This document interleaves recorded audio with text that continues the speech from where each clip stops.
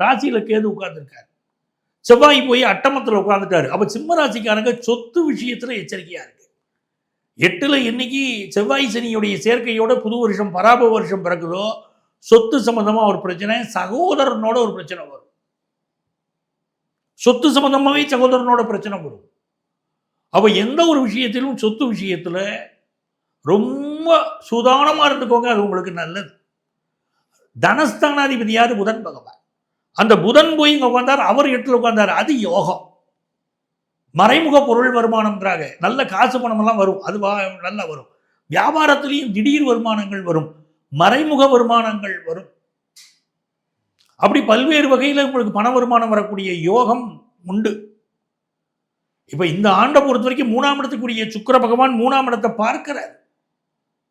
பெண்களுக்கு நிறைய பயணங்கள் அமையும். அதே மாதிரி நிறைய பேர் வாகனங்கள் வாங்கக்கூடிய யோகம் இந்த ஆண்டு உண்டு.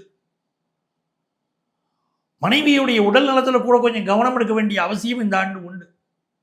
வியாபார ரீதியாக புதிய ஒப்பந்தங்கள் கையெழுத்து போடுவீங்க, வீட்டு உபயோகப் பொருட்கள் வாங்குவீங்க. வியாபார ரீதியாக புதிய ஒப்பந்தங்களில் கையெழுத்து போடக்கூடிய யோகம் உண்டு.